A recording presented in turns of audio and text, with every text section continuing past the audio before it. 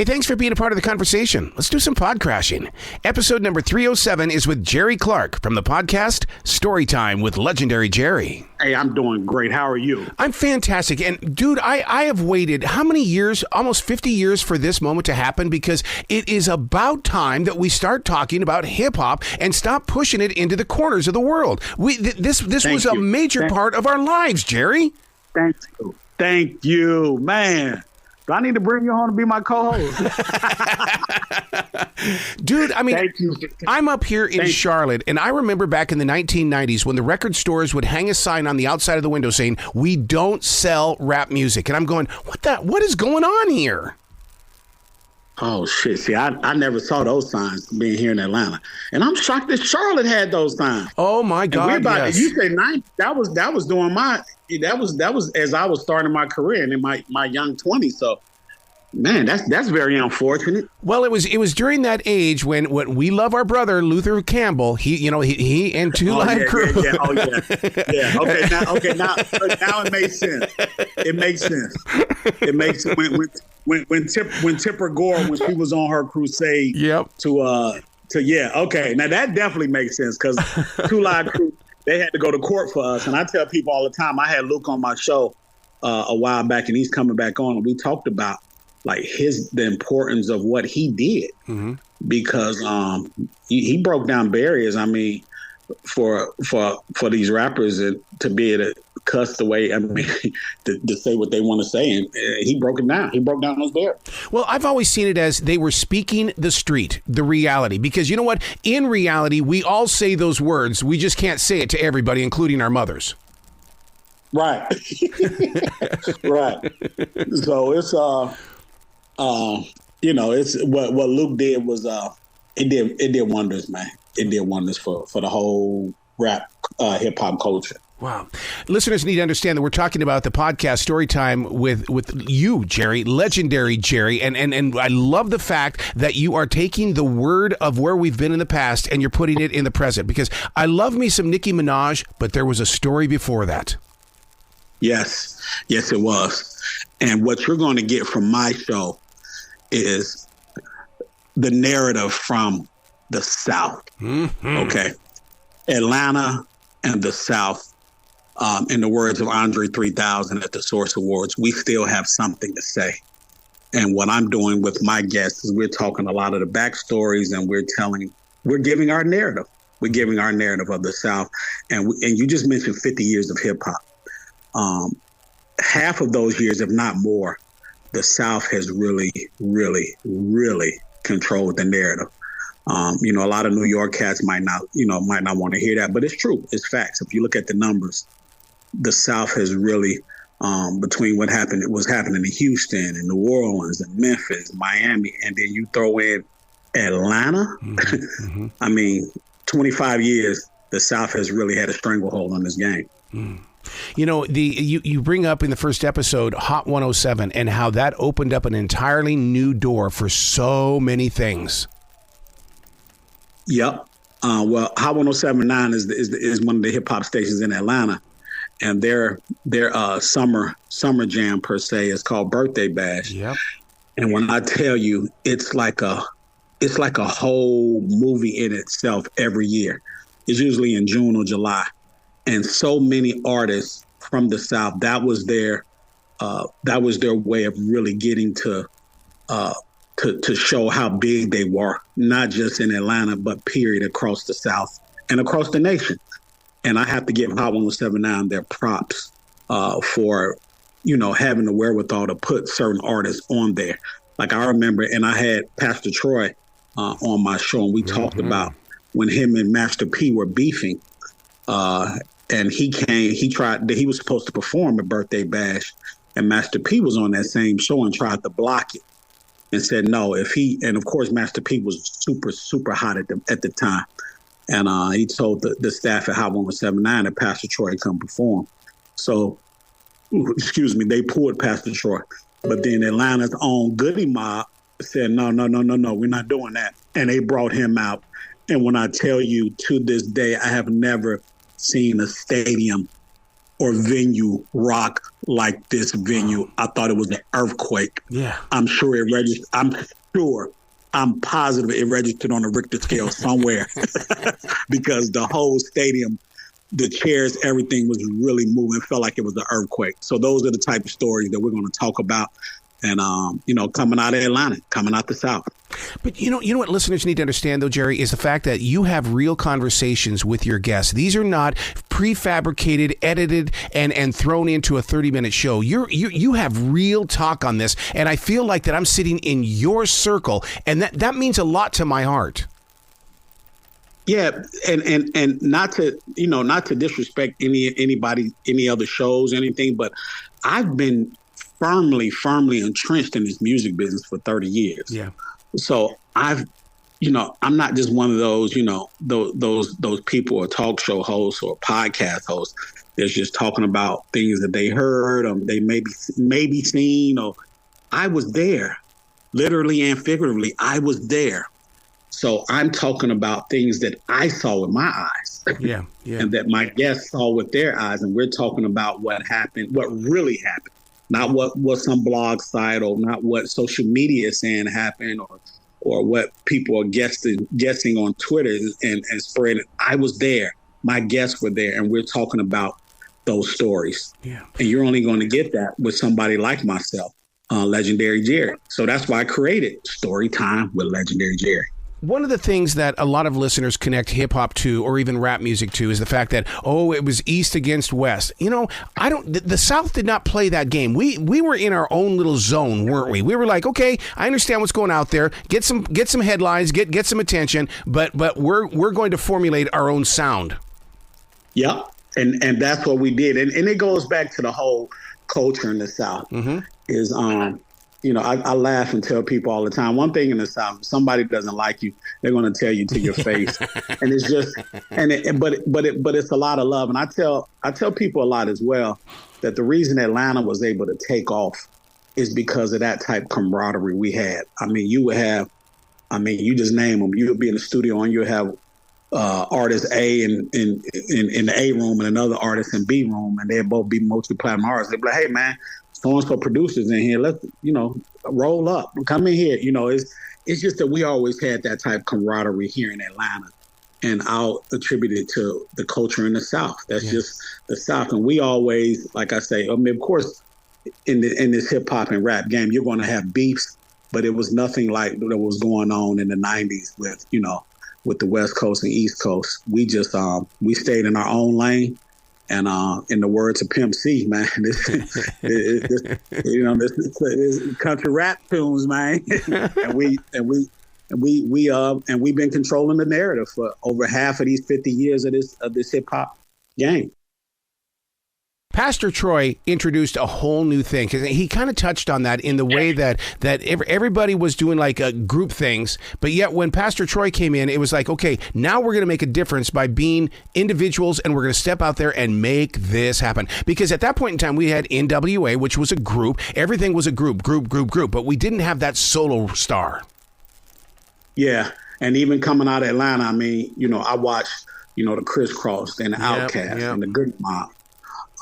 So it was, to start seeing the solo artists, the T.I.s, the Pastor Troys, the Jeezys, the Gucci Mans, like it was just great to watch. Even to watch, I work with these artists, the 3-6 Mafias, the 8-Ball MJGs, and, then I watched what Texas did in Houston. I was just so proud to watch these guys come up and, come up out the South when everybody was always, it was always a little they just country they in the South, so to watch these artists from the South really take hold and blow up, it was always great watching that. But we definitely, and I'll say it again, a lot of people might not agree with it, but the numbers don't lie, is the South. We've controlled this narrative for at least half of the 50 years of this hip hop. Well, I'll tell you one thing that's happening up here in Charlotte is the fact that we have a radio station that is finally playing the 90s hip hop. And it's like, my God, when you listen to that station, it's like it takes you back to where you were when you first heard that song. And it's like, why has radio waited so long to honor such a great sound? Yeah, and I don't get it because if you look at any other genre, they all have classic rock. They have and I'm with you. I wonder why it took so long. But I'm glad that now radio is starting to embrace the 80s and 90s hip hop and even early 2000s because those were the golden years. Yeah, yeah. I tell people I know, I love a lot of the new music that's out now. I love a lot of the new artists. But those golden years, those late 80s, the 90s, early 2000s, oh, man, those are some incredible artists and incredible records that I still ride to daily in my car. Daily.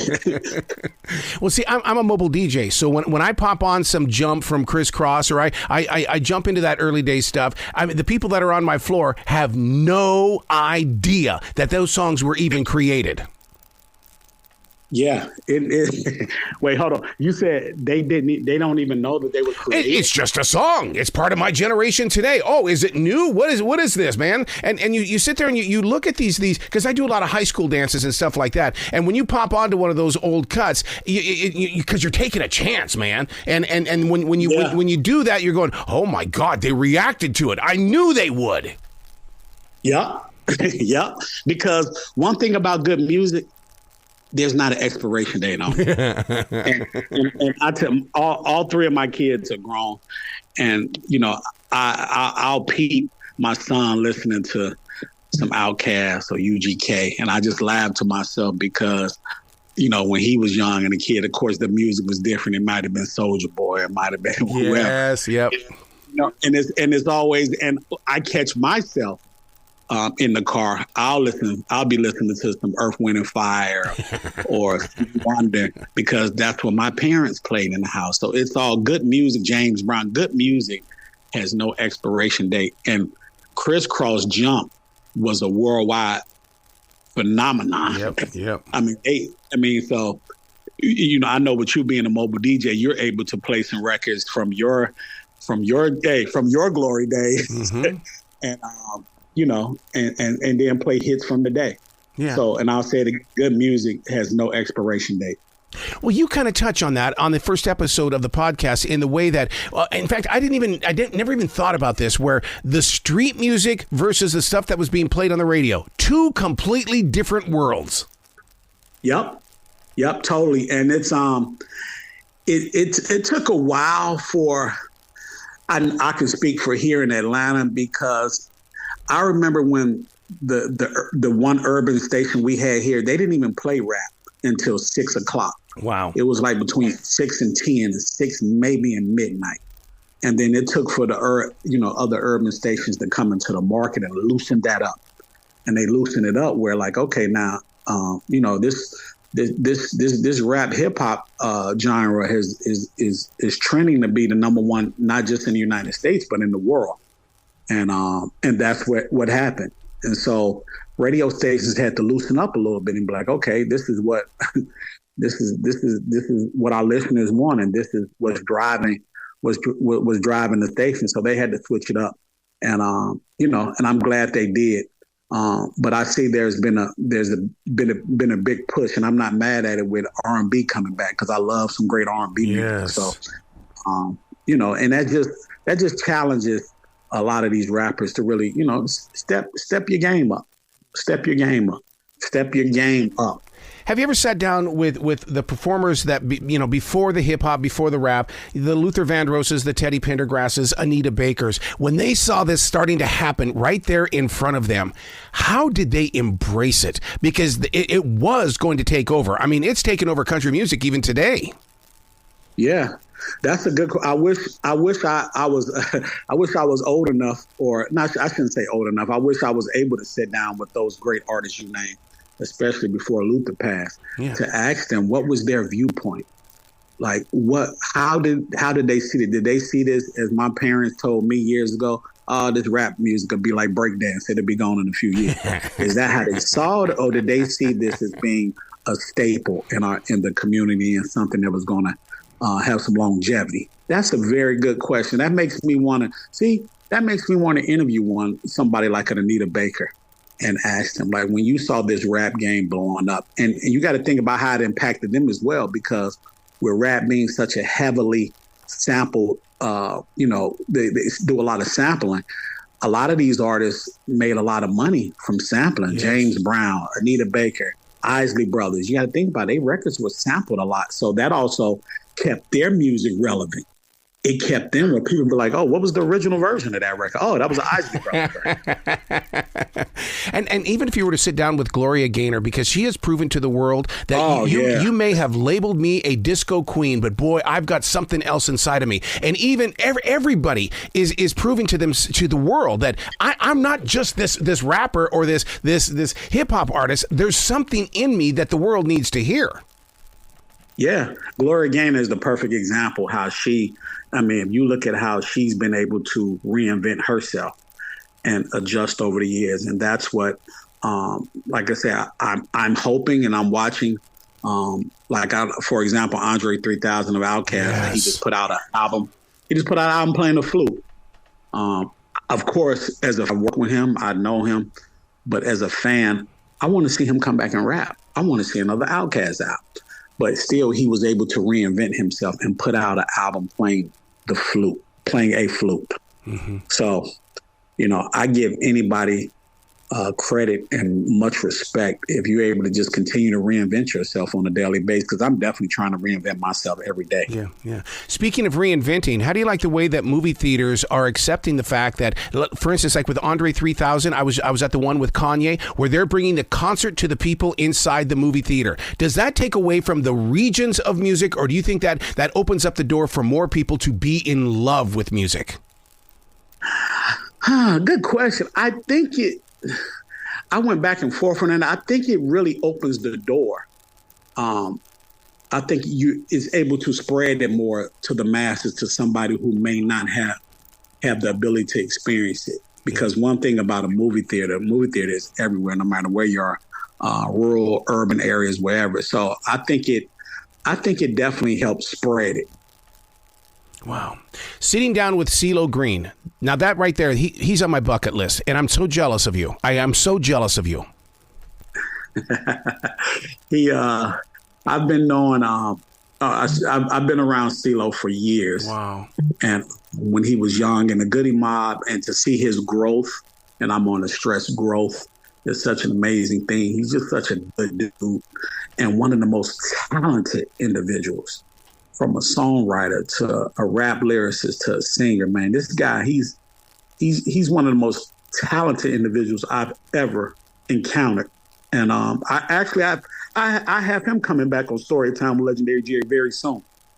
And we're going to talk about a whole lot. So that's why your listeners have to tune in. If you want to watch me on YouTube and watch and listen, Legendary Jerry Clark channel, or you can go on Apple Podcasts or wherever you get your podcasts and check me out as I interview individuals like CeeLo Green. Yeah. Are you part of the production staff? And the reason why, because I love the length of the podcast, because Charlotte, just like any other city, is a 20-minute town, and you give me everything I need in about 20 to 40 minutes. Yeah, and I try to take into account myself, because when my adult ADD kicks in, and look, and I'm able to admit it now. Maybe I'm able to admit it when my adult ADD kicks in. I zone out. So I wanted to give people a good, 30 minutes, then come back 2 days later. So every week I release an episode on Wednesday, and then I come right back Friday. Yeah. So that way you can take a break. You can be waiting on it. Like, oh, okay, I can't wait to hear what they talked about. So kind of like suspenseful in a way. But I'm glad you said that, because we battled with whether we wanted to just have an hour and a half of a straight interview. And then we came to the conclusion, me and my production team, of chopping it up and breaking it up, because some of these other podcasts that I love, they'll talk for 2-3 hours, and I zone out. That's me. I zone out. So that's why I wanted to make it easier for the listener to be like, okay, let me get a quick 30, 35 minutes and then I'll come back in a couple of days. Well, I'm so proud of you for keeping this in the history books because it's too easy to forget. And when you sit down and listen to each one of these episodes, it's like, oh my God, I totally forgot, but I can't forget anymore. Yes, and just wait when I tell you, I have some upcoming guests. A couple that are close to being confirmed that are going to blow you all away. Can't wait. And of course, the conversations are going to be very intense and just knowledgeable. So I'm excited about the podcast. I'm excited about the masses listening to it and watching me. I'm just excited overall about Storytime with the Legendary Jerry Show. You've got to come back to this show anytime in the future, Jerry. The door is always going to be open for you. Anytime you want me on, I'll even hop on 85 North and drive up the Charlotte and come be in person if you need me to do that. Either one, I'm fine. Thank you again. I appreciate you. Everybody in Charlotte, Mecklenburg County, North Carolina, I love y'all. Make sure you tune in to Storytime with Legendary Jerry. You be brilliant today, okay, sir? All right, you too, sir.